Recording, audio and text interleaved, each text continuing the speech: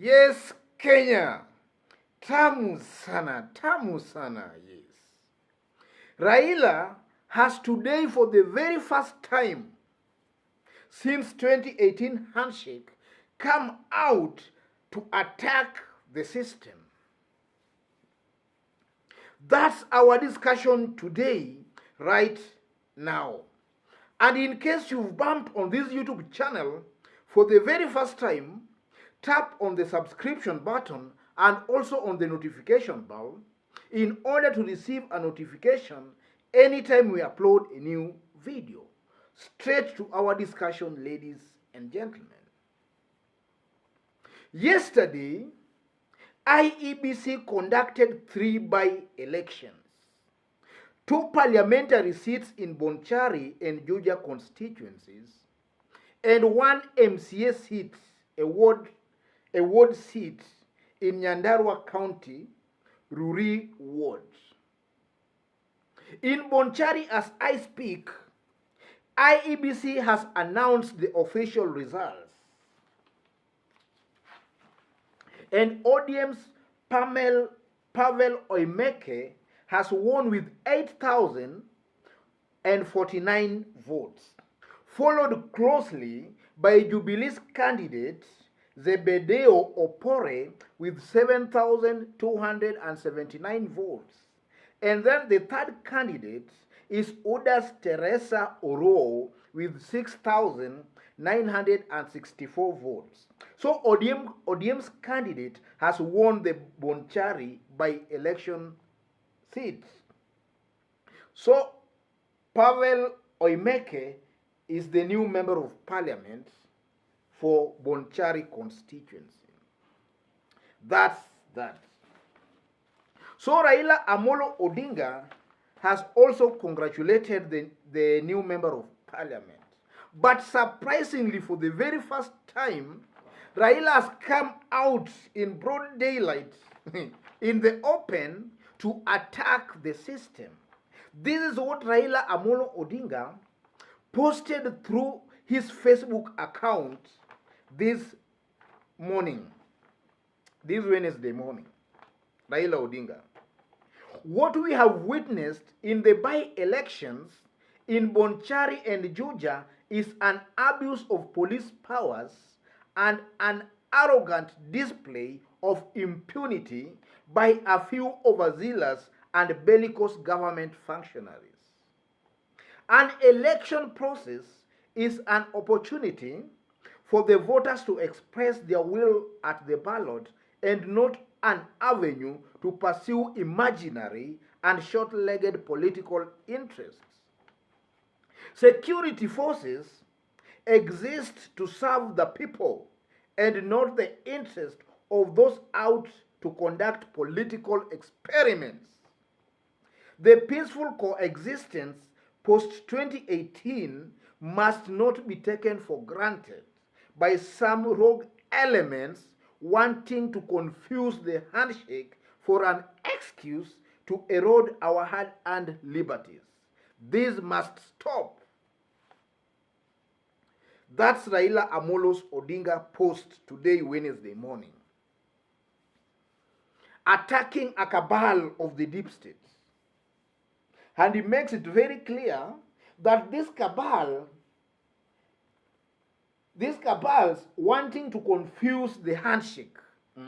He makes it clear that way. So that's Raila Amolo Odinga today for the very first time. And yesterday, ODM's director of communication posted something through his Facebook account, and I really differed with him, and I actually had some exchange with him. I told him to stop confusing the masses because he was sending a wrong signal. And then again today, after Raila had made that post, Philip Etale now came out and explained the whole thing as it happened. It's a very long explanation, but I've summarized it for you to understand it very, very fast. Philip Etale tells us that on the eve of Bonchari by-election, Ongwae's home was raided and unknown people driving unmarked cars trailed him all through. Kisii women rep, on the last day of the campaign, was forced to look for an alternative place to sleep. She was trailed by 2 vehicles as she drove to her home in the middle of the night. ODM National Treasurer Honorable Timothy Bosire had his hotel room at Ufanisi Resort surrounded by dozens of police officers to stop him from joining Team Oimeke on the election day. They wanted to implant money on him and they later put him under hotel arrest. On the eve of the election, Pamela Oimeke rode on a boda to avoid a police arrest. Cops camped at his residence demanding to know where he was. Upon missing him, they demanded to know where the wife was, and luckily, the wife was not at home at that moment. So Awakaren made a phone call to the wife, who advised the wife not to come home, and Oimeke's wife spent the night in a friend's house.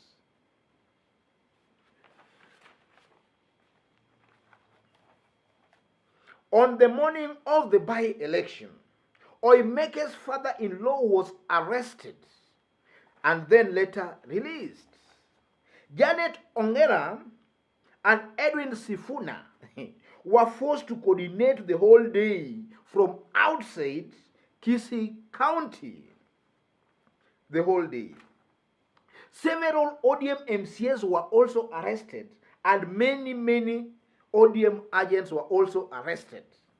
Anything to do with ODM on that day in Bonchari was arrested.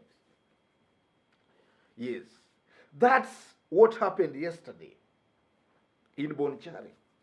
And then Raila has also come out. You know, this is now Raila talking, not some functionaries or the likes of Raila mwenyewe, making it very clear that some cabals are out to confuse the handshake, ladies and gentlemen. And this is what I've been saying in this YouTube channel, ladies and gentlemen. For those who have been following me and watching these videos to the fullest, to the end I mean, knows that I've been talking about these things. I've been saying this, ladies and gentlemen, and let me repeat. Deep state currently as it is, we have the diplomatic wing of the deep state and the political wing of the deep state. The diplomatic wing of the deep state always misunderstand or misread the president's mood. The political wing of the deep state always finds it right. And sometimes back, ladies and gentlemen, the diplomatic wing of the deep state organized and sponsored Anne Waiguru's impeachment in Kirinyaga, the diplomatic wing, led by Karanja Kibichu and Joseph Kinyua. They teamed up with some Tanga luminaries and sponsored Anne Waiguru's impeachment in Kirinyaga. That was the diplomatic wing. And then the political wing of the deep state, when the impeachment motion reached the Senate, thwarted that. And Anne Waiguru is still the governor today.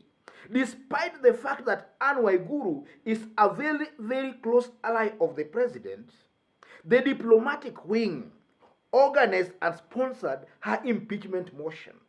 That was thwarted by the political wing of the deep state. You must know that there exist those two wings of the deep state, the diplomatic wing and the political wing. The diplomatic wing are not very close to the president. They don't know the other side of the president. The political wing are the friends' political buddies. Those who knew the president even before he became the president. So the political wing of the deep state always find it very accurate and very right to read the president's mood. So the diplomatic wing of the deep state are the ones who are harassing people in Bonchari and in Juja constituency. And that's what Raila himself is referring to here. A cabal who don't even know what is happening in Kenya. They just sit somewhere and then they now want to predict or maybe to read the president's mood, and they always find it wrong. And that's what Raila is saying. And even Uhuru Kenyatta himself, the president of the Republic of Kenya, made it very clear some times back that some cabals were not happy with this handshake with Raila Amolo Odinga. And those same cabals are still in this government. And they are most likely the ones who are doing all these things. Yes, that is it, ladies and gentlemen. So, if you don't understand politics pretty well, you will confuse this to mean as if Uhuru and Raila are fighting, as I'm seeing some confused political analysts now putting it, that Raila is being played. That's nonsense. This is just a cabal.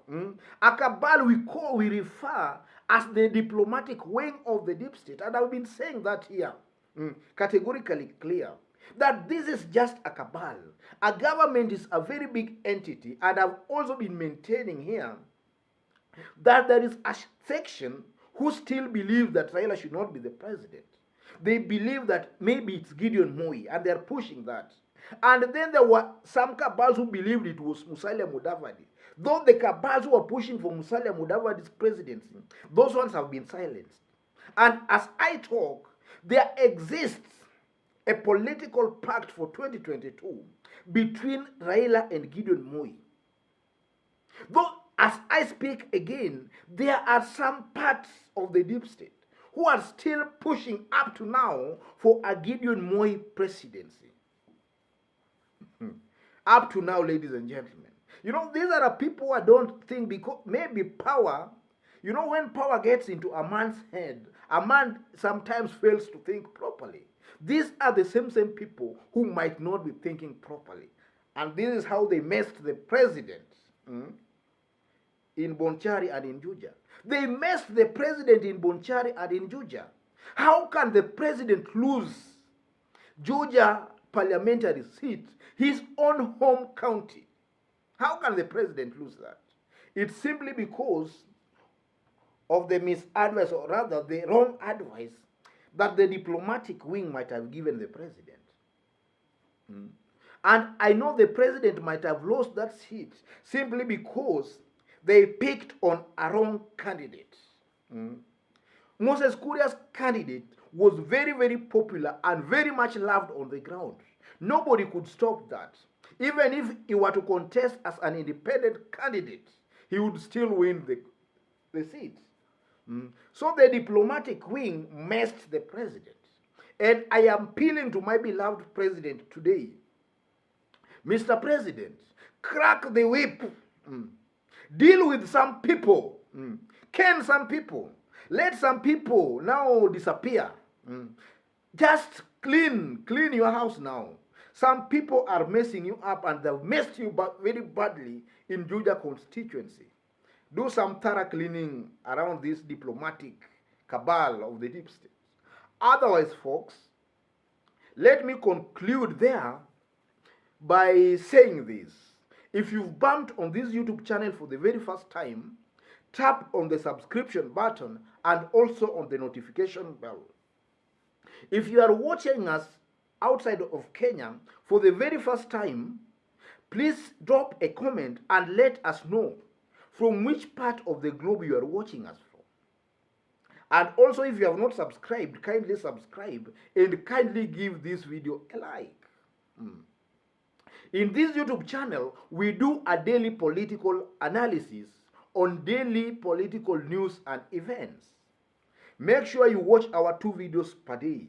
And also stay tuned, for we are currently working on a proper analysis of the whole by-election results. So make sure you watch our evening video today as we dissect the by-election results into details. Otherwise, folks, God bless you. God bless Kenya. Tamu sana, tamu sana. Thank you.